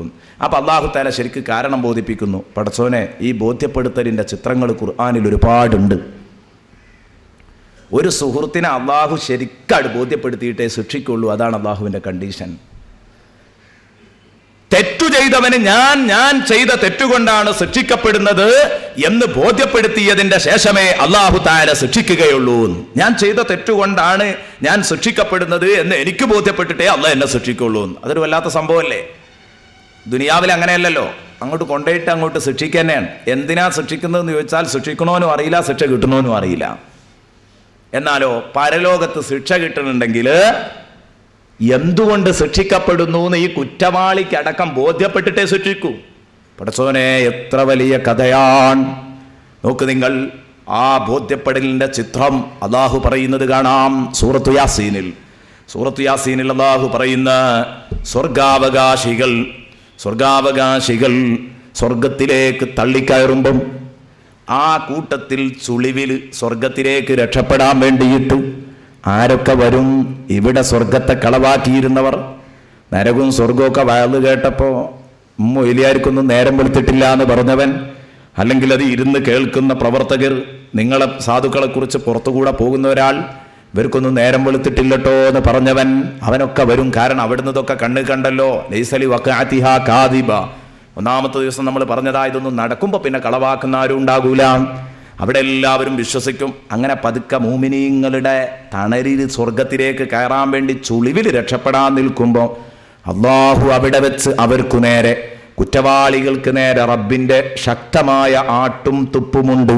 വംതാസുൽ യൗമ അയ്യുഹൽ മുജ്രിമൂൻ. ഹലോ കുറ്റവാളികളെ, നിങ്ങൾ മാറണം. കണ്ട, ശക്തമായ ഒരു അനൗൺസ്മെന്റ് അള്ളാന്റെ ഭാഗത്ത് നിന്ന് വരികയാണ്. ഹലോ കുറ്റവാളികളെ, നിങ്ങൾ മാറി നിൽക്കണം. ഇത് നിങ്ങൾക്കുള്ള അവസരമല്ല, ഇതെന്റെ മുത്തഖീങ്ങൾക്കുള്ള അവസരമാണ്. അവരൊക്കെ പോകട്ടെ, പിന്നെ നിങ്ങളെ പിടിച്ച് നരകത്തേക്ക് ഇടാനാകുന്നേ ഉള്ളൂ.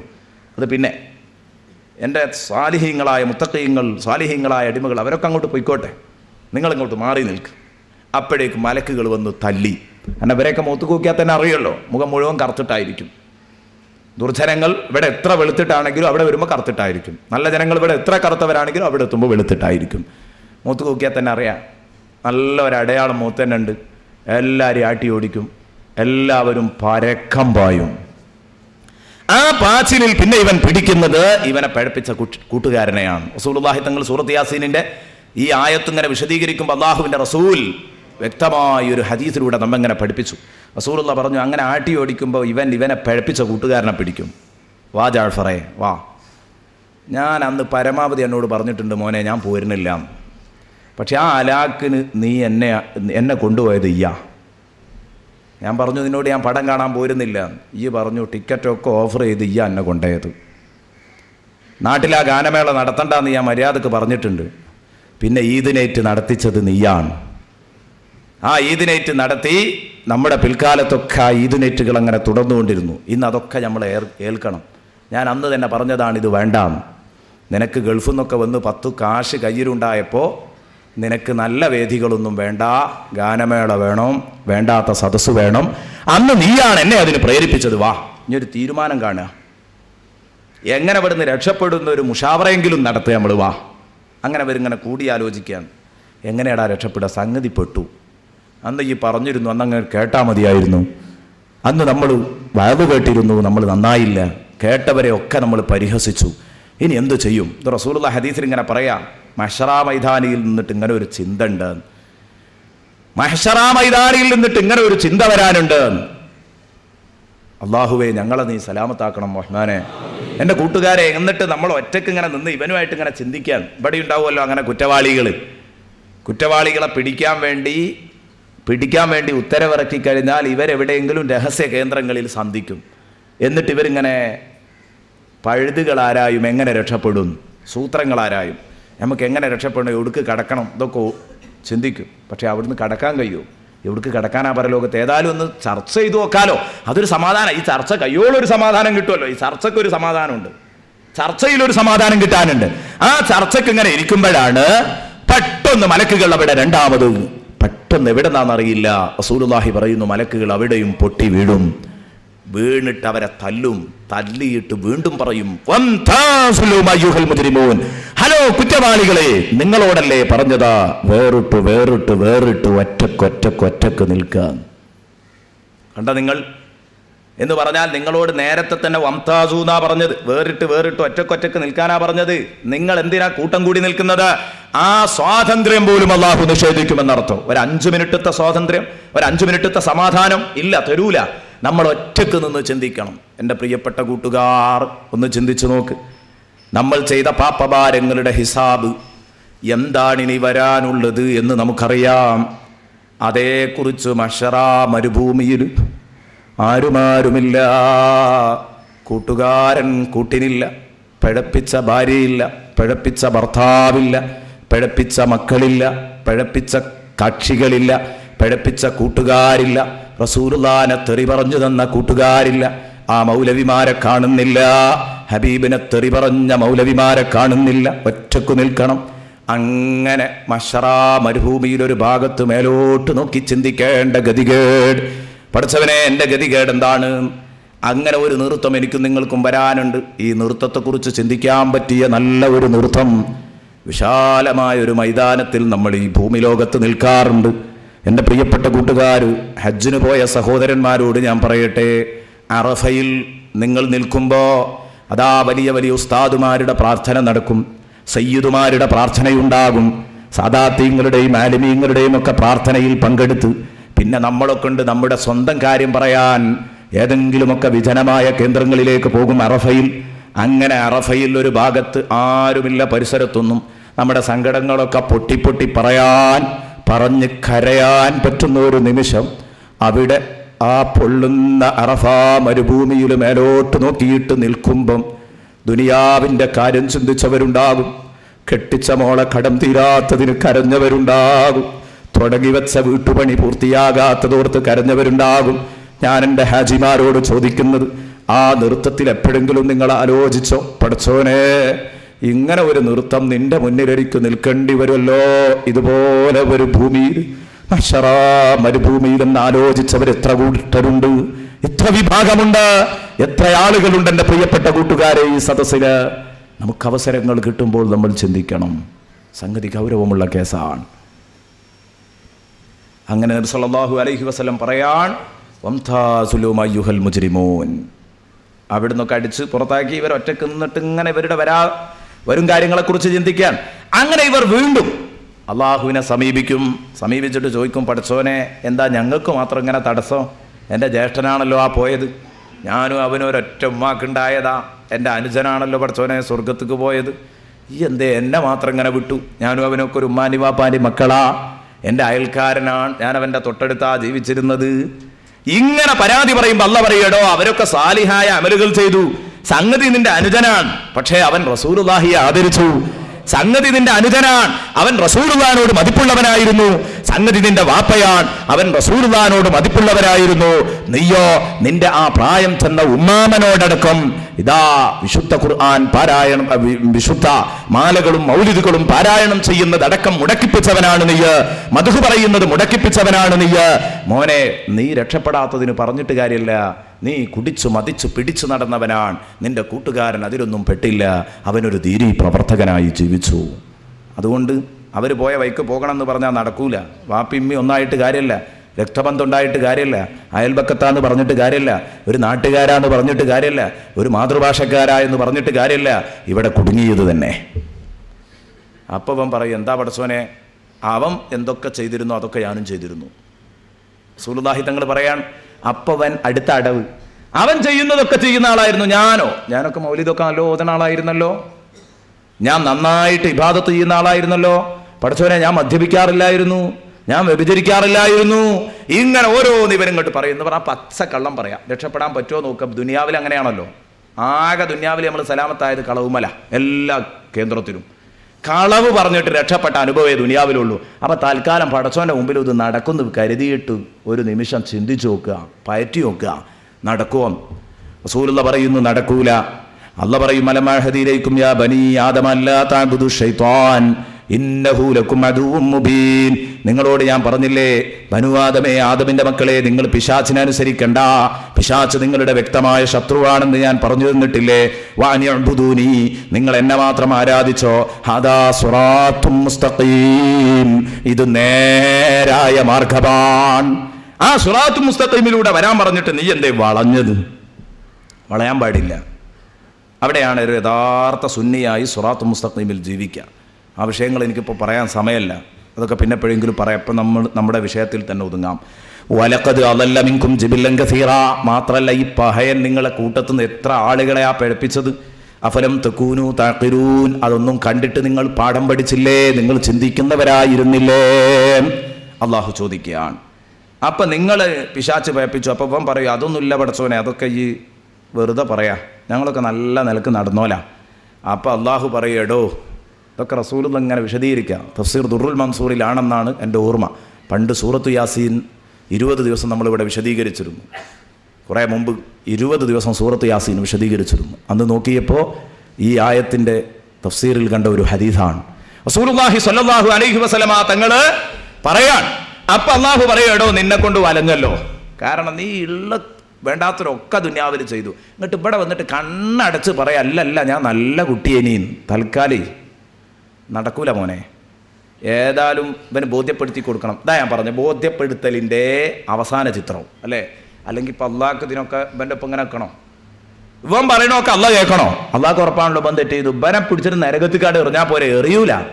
എനിക്ക് ബോധ്യപ്പെട്ടിട്ട് എന്നെ ശിക്ഷിക്കൂ. അതാണ് അള്ളാഹുവിൻ്റെ നീതി. പടച്ച റബ്ബിനോളം നീതിയുള്ള ഏത് രാജാവാ ഉള്ളത്? ചിന്തിച്ചു നോക്ക്. ശരിക്ക് നീതി തരികയാണ്, ശരിക്ക് നീതി തരികയാണ്. അള്ളാഹു പറയും, മോനെ ഈ സമ്മതിക്കണമെങ്കിൽ എന്തു വേണം?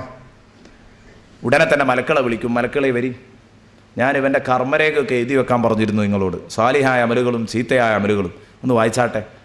ഇവർ ഈ കിതാബ് വായിക്കുമ്പോൾ അവൻ അന്തം വിടുക. പഠിച്ചോനെ, മാലിഹാദൽ കിതാബ് ലാ യുഗാദിറു സഗീറതൻ വലാ കബീറതൻ ഇല്ലാ അഹ്സാഹാ. പഠിച്ചോനെ, എത്ര സമഗ്രമായ ഗ്രന്ഥാണിത്.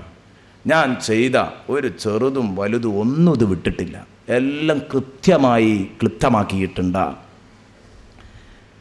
എല്ലാം ഇത് ക്ലിപ്തമാക്കി വെച്ചിട്ടുണ്ടല്ലോ പഠിച്ചോനെ. ഇതിലില്ലാത്ത ഒരു വർത്താനമില്ലല്ലോ. ഞാൻ എവിടേക്കെങ്കിലും ഒന്ന് നോക്കിയിട്ടുണ്ടെങ്കിൽ അതുണ്ട്, എന്തെങ്കിലും ഒന്ന് പറഞ്ഞിട്ടുണ്ടെങ്കിൽ അതുണ്ട്, എന്തെങ്കിലും ഒന്ന് ചെയ്തിട്ടുണ്ടെങ്കിൽ അതുണ്ട്. ഇനി എങ്ങനെ എനിക്ക് സലാമത്ത് കിട്ടുക? ഇതാരോടാ പറയാ?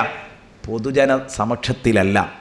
ഇവൻ്റെ നഫ്സിനോട് പറയുന്നു, മാലിഹാദൽ കിതാബ് ലാ യുഗാദിറു സഗീറതൻ വലാ കബീറതൻ ഇല്ലാ അഹ്സാഹാ. എന്തിനാ നഫ്സിനോട് പറയുന്നത്? പറയാൻ കാരണം ഇനി അവൻ ഇനിയും നിഷേധിക്കാൻ പോവുകയാണ് അള്ളാഹുവിൻ്റെ മുമ്പിൽ. എന്നിട്ട് ഇതൊക്കെ കഴിഞ്ഞിട്ട് ഇവരങ്ങ് പോകുമ്പോൾ അവൻ ചോദിക്കും, അത്രേ പഠിച്ചോൻ എപ്പോൾ വന്നിട്ട് ആ റിക്കാർഡ് വായിച്ച അവരാരാ ഒന്ന് പറഞ്ഞു തരുമോ? ഇപ്പോൾ ഇവിടെ വന്നിട്ട് റിക്കാർഡ് വായിച്ചു പോയാൽ അവരാരാ? അവർ നിൻ്റെ അമലുകൾ എഴുതി വെക്കാൻ വേണ്ടി ഞാൻ ഏൽപ്പിച്ച എൻ്റെ മുഖറബീങ്ങളായ മലക്കുകൾ, എൻ്റെ അടിമകൾ. അവരടിമകളാലേ? ഞാനും നിൻ്റെ അടിമയല്ലേ? അതെ. എനിക്ക് തെറ്റു പറ്റായെങ്കിൽ അവർക്കും തെറ്റു പറ്റിക്കൂടെ പഠിച്ചോനെ? ഉണ്ടോ? എൻ്റെ പേരിൽ പച്ചക്കള്ള എഴുതി വെച്ചതാണ്. ഇതൊക്കെ റസൂലുള്ളാഹി തങ്ങൾ ഹദീസിലൂടെ പഠിപ്പിച്ചതാണ്. പച്ചക്കള്ളം എഴുതി വെച്ചതാണ്. മലക്കുകളെ വരെ വിടില്ല നമ്മൾ. അവരെ വരെ കുറ്റം ആരോപിച്ച് രക്ഷപ്പെടാൻ കഴിയുമെന്ന് നോക്കും. അതാ ഞാൻ പറഞ്ഞു, ഇങ്ങനെയൊക്കെ നിൽക്കുമ്പോൾ ഇനിയിപ്പോൾ അള്ളാഹ്ക്ക് നോക്കണം, പിടിച്ചാൽ വലിച്ചെറിഞ്ഞാൽ പോരെ. കാരണം അത് ശരി, ഇവിടെ വന്നിട്ട് നമ്മളെ പഠിപ്പിക്കാലെന്ന് ചോദിച്ചാൽ പോരെ? ഇല്ല, അള്ളാഹു ചെയ്യൂല. അള്ളാഹ് എനിക്ക് ബോധ്യപ്പെട്ടിട്ട് എന്നെ ശിക്ഷിക്കുള്ളൂ. അത് കാണാൻ പോവാണ്. അള്ളാഹു പറയുകടോ, ഇവിടെയാണ് വലഞ്ഞത്. എൻ്റെ സാലിഹീങ്ങളായ, എൻ്റെ മുഖറബീങ്ങളായ മലക്കുകളെ അടക്കം തെറ്റെന്താണെന്ന് ചെയ്യാത്ത, പറഞ്ഞതിനെതിരു ചെയ്യാത്ത വിഭാഗമാണല്ലോ മലക്കുകൾ. അവരെ അടക്കം നിങ്ങൾ തെറ്റാക്കി അവരടക്കം തെറ്റ് ചെയ്തവരാണെന്ന് ചിത്രീകരിക്കേ. നല്ലൊരു കാര്യം വേണം, അവരുടെ പരിശുദ്ധി ഒന്നും അള്ളാഹ് പ്രസംഗിക്കാൻ നിൽക്കുകയല്ല. അള്ളാഹു പറയും, ഈ സമ്മതിക്കണമെങ്കിൽ ഇപ്പം എന്തു വേണം, അത് ഈ പറഞ്ഞു എനിക്ക് വിട്ടുവന്നു. നീ സമ്മതിക്കണമെങ്കിൽ എന്തു വേണം, നീ പറഞ്ഞാൽ നിനക്കങ്ങ് വിട്ടുവന്നു. അപ്പം നമ്മൾ അള്ളാഹുവിനോട് പറയുമല്ലോ, പഠിച്ചോനെ ഈ പറഞ്ഞിട്ട് സ്വീകരിക്കൂല, നല്ല പരിപാടിയാ, ഈ പറഞ്ഞിട്ട് സ്വീകരിക്കൂല. പിന്നെയോ മലക്കൾ പറഞ്ഞിട്ടും വിശ്വസിക്കൂല. റിക്കാർഡും രേഖയൊന്നും ഇവിടെ കൊണ്ടുവന്ന് വായിക്കണ്ട. എന്നെ ശിക്ഷിക്കണമെങ്കിൽ തെറ്റു ചെയ്തു എന്ന് ഞാൻ ഏറ്റു പറയണം, അപ്പം നിനക്ക് എന്നെ ശിക്ഷിക്കാം. അത് ഏറ്റു പറയൂല എന്ന് വന് ധൈര്യമാണ്. ഞാൻ എന്തായാലും ഞാൻ തെറ്റ് ചെയ്തു എന്ന് പറയൂല എന്ന് വന് ധൈര്യമാണ്. അങ്ങനെ മനുഷ്യൻ പറയൂത്രേ. പടച്ചോനെ അപ്പുറം അള്ളാഹു ചോദിക്കത്രേ, എന്നാലേ ഇങ്ങനെ ആകുമ്പോൾ ഈ മാറൂലല്ലോ, നീ പറഞ്ഞു കഴിഞ്ഞാൽ, നീ ഏറ്റു പറഞ്ഞു കഴിഞ്ഞാൽ പിന്നെ നിന്നെ ശിക്ഷിച്ചൂടെ? അതാവാം. കാരണം എന്താ, ഇവൻ ദുന്യാവിൽ കുറേ പരിചയമുള്ളതാണ് അല്ലേ. എത്രയോ പിടിച്ചിട്ട് CBI ഒക്കെ പിടിച്ച് ഒരുപാട് മുട്ടി നോക്കിയിട്ടുണ്ട്, പറഞ്ഞിട്ടില്ല മോൻ. അപ്പം നല്ല പരിചയമുള്ളത് കൊണ്ട് കുറച്ചൊക്കെ പിടിച്ച് നിൽക്കാന്നുള്ളത് തന്നെ എൻ്റെ ധൈര്യം. കള്ളം തന്നെ പറയണം. ബോധ മനസ്സ് എപ്പോഴും കള്ളയെ പറയൂ, അല്ലെ പിന്നെ അബോധ മനസ്സിനോട് ചോദിക്കണം, അപ്പോഴേ സത്യം പറയൂ. അതിനാണ് ഹിപ്നോട്ടിസം നടത്തുന്നത്. ഹിപ്നോട്ടിസം നടത്തിയാൽ പിന്നെ സത്യം പറയും. കള്ളം പറയാൻ കഴിയും, അബോധ മനസ്സ് സത്യം പറയും. പക്ഷേ അവിടെയും കള്ളം പറയുന്ന ചില മിടുക്കന്മാരുണ്ടത്രേ, അവരാണ് മിടുക്കന്മാർ. ഹിപ്നോട്ടിസം നടത്തിയാലും കള്ളം തന്നെ പറയുന്നവരുണ്ടത്രേ, അതിലും പരാജയപ്പെടല. ഹിപ്നോട്ടിസം നടത്തിയിട്ട് പരാജയപ്പെടുന്നവരുണ്ട്, അവർ ഭയങ്കര സമർത്ഥന്മാരാ. അതുകൊണ്ട് ഇവർ പരലോകത്തൊരു നോക്കാനുള്ള തീരുമാനം തന്നെയാണ്. ഒരു നോക്കൊന്ന് നോക്കിക്കളയാം, നടക്കൂല. അത് അള്ളാഹുവിൻ്റെ കോടതിയാണ്.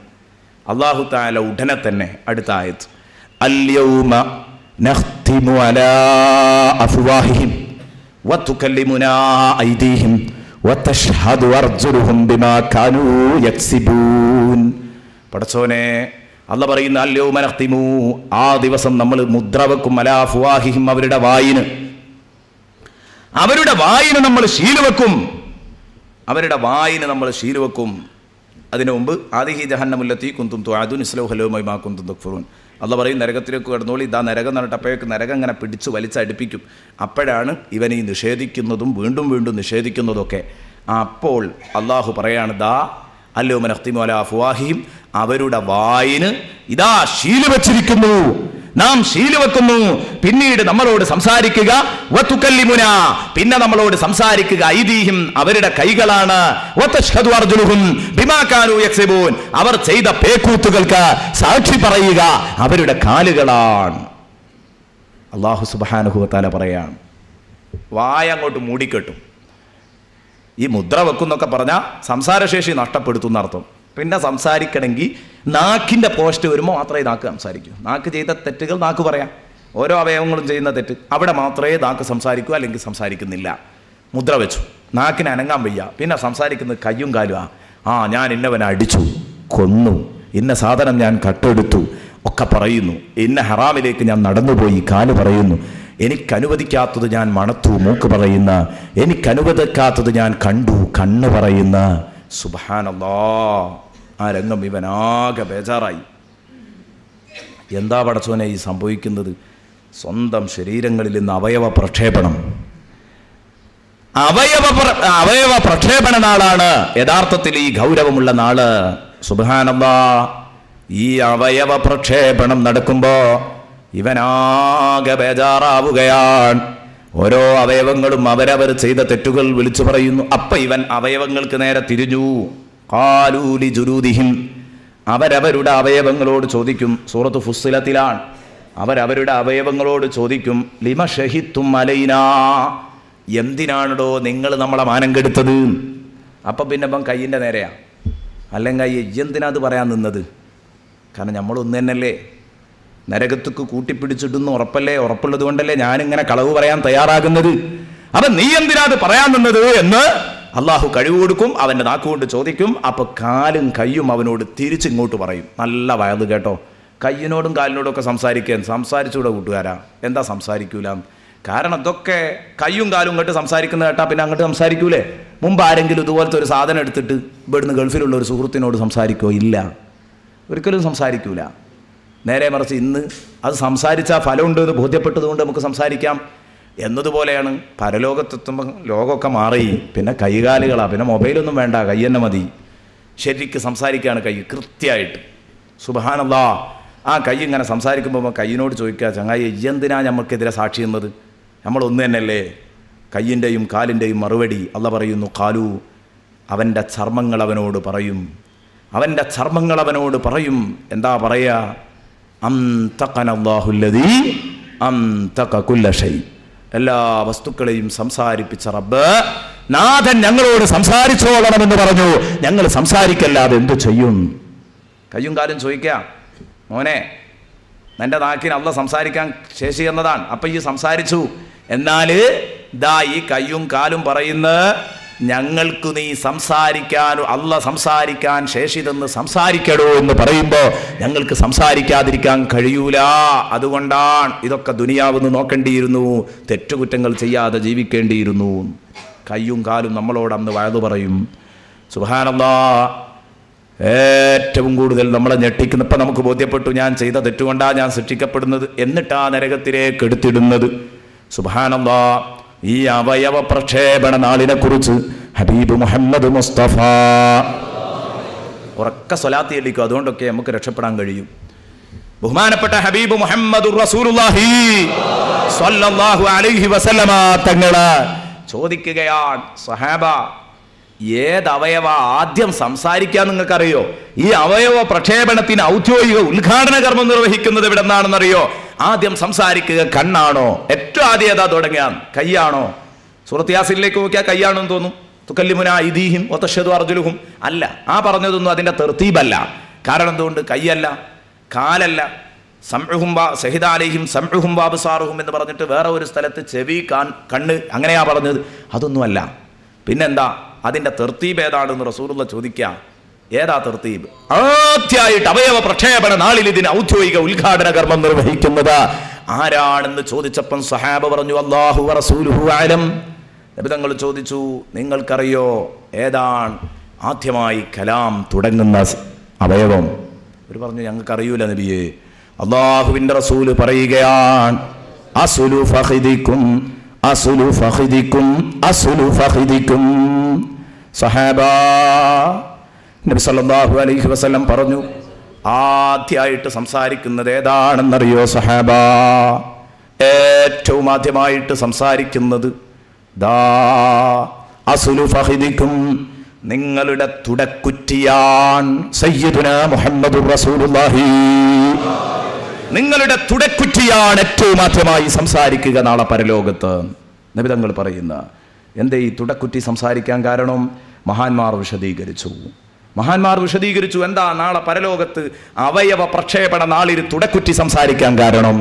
അതേ, ഒരു സഹോദരൻ എത്ര തന്നെ മാന്യനാണെങ്കിലും വലിയ വലിയ VIPs അവരൊക്കെ നാറിയിട്ടുണ്ടാകുക ലൈംഗിക കേസിലാണ്. നല്ലോണം ചിന്തിച്ചോ.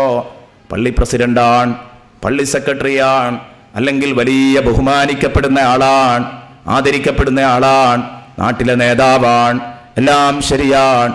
ഉള്ളിൻ്റെ ഉള്ളിൽ രഹസ്യമായി രഹസ്യ ജീവിതത്തിൽ എവിടെയെങ്കിലും ലിംഗത്തിൻ്റെ വികൃതികൾക്ക് തുള്ളിക്കൊടുത്തിട്ടുണ്ടെങ്കിൽ, ലിംഗം തോന്നിപ്പിക്കുന്ന വികൃതികൾക്ക് തുള്ളിക്കൊടുത്തിട്ടുണ്ടെങ്കിൽ, നാളെ പടച്ചറപ്പിൻ്റെ മുമ്പിൽ ആദ്യമായി നമ്മളെ തോലുപൊളിക്കുന്ന കേസ് ലൈംഗിക അരാജകത്വമാണ്. സുബ്ഹാനല്ലാഹ്. അന്യ പെണ്ണിനോട് കൂടെ വ്യഭിചരിച്ചിട്ടുണ്ടോ? അവിഹിത ബന്ധത്തിൽ ഏർപ്പെട്ടിട്ടുണ്ടോ? നിന്റെ തുടക്കുറ്റി അറിയാതെ ആ പണി നിർവഹിക്കാൻ കഴിയില്ല. നല്ല ഭംഗിയുള്ള ആൺകുട്ടികളുടെ കൂടെ സ്വവർഗരതി നടത്തിയിട്ടുണ്ടോ? നിന്റെ തുടക്കുറ്റി അറിയാതെ ഈ പണി ഒപ്പിക്കാൻ കഴിയില്ല. കാരണം ലൈംഗിക വൃത്തികേടുകൾ മുഴുവനും നടക്കുന്നത് ലിംഗം കൊണ്ടാണ് ലൈംഗിക വൃത്തികേടുകൾ നടക്കുന്നത് എന്ന് വരുമ്പോൾ സുഹൃത്തെ ശരിക്കും ചിന്തിച്ചോ.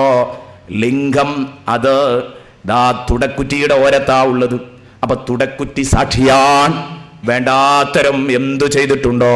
വ്യഭിചാരമാവട്ടെ, സ്വവർഗരതിയാവട്ടെ, അങ്ങനെ നീണ്ടുകിടക്കുന്ന ലൈംഗിക വികൃതങ്ങളുടെ ലിസ്റ്റുകൾ ഏതാവട്ടെ, അതൊക്കെ ലിംഗം കൊണ്ടാ നടക്കുന്നത് എന്നതുകൊണ്ട് നാളെ നമ്മളെ ആദ്യമായി മാനം കെടുക്കുന്നത് ലിംഗം, നമ്മുടെ തുടക്കുറ്റിയാണ്. പടച്ചവനെ, എൻ്റെ പ്രിയപ്പെട്ട കൂട്ടുകാർ, ശരിക്കൊന്ന് നെഞ്ചത്ത് കൈവച്ചോർക്ക് ചെറുപ്പക്കാരെ, എൻ്റെ പ്രിയപ്പെട്ട ഉപ്പമാരെ, ജീവിതത്തിൽ പിന്നോട്ടൊന്ന് തിരിഞ്ഞു നോക്കുക. എന്നിട്ട് കൈ വെച്ചിട്ടൊന്ന് ചിന്തിക്ക്. പടച്ചവനെ, അന്നെൻ്റെ തുടക്കുറ്റി സംസാരിക്കാൻ തുടങ്ങുമ്പോൾ എന്നെ മാനം കെടുക്കാൻ എത്ര വിഷയങ്ങളുണ്ട് എന്ന് ചിന്തിക്കുക. എന്നാൽ എൻ്റെ പ്രിയപ്പെട്ട കൂട്ടുകാർ, നിങ്ങൾ ചിന്തിക്കണം, ആ വായനയിൽ നിന്ന് നമുക്ക് രക്ഷപ്പെടാൻ ഒരു മാർഗമുണ്ട്. അതെന്താ? ജീവിതത്തിൽ വന്നുപോയത് വന്നുപോയി, ഇതിൻ്റെ ഗൗരവമറിയാതെ ചെയ്തു പോയതാണ്. ഇന്നു തന്നെ രാത്രിയിൽ പൊട്ടി പൊട്ടി കരയൂ. നീ കരഞ്ഞിട്ട് റബ്ബിനോട് ഇസ്തിഗ്ഫാർ ചോദിച്ച് അല്ല പൊറുത്തു തന്നാൽ പൊറുത്തു തരും അല്ലാഹു. ഇനിയുള്ള ജീവിതം വിശുദ്ധമാക്കിയാൽ അല്ല പൊറുത്തു തരും. ഇനി നിങ്ങളെ ഒരിക്കലും അല്ലാഹു തആല ആ ആഖിറത്തിൽ വായിച്ച് നിങ്ങളെ മാനം കെടുക്കില്ല. ആ ഭാഗം അല്ലാഹു മായിച്ചു കളയും. അതിന് വേണ്ടത് തെളിഞ്ഞ തൗബയാണ്. അവസാനത്തെ പത്താണ്, പറ്റിയ സമയമാണ്.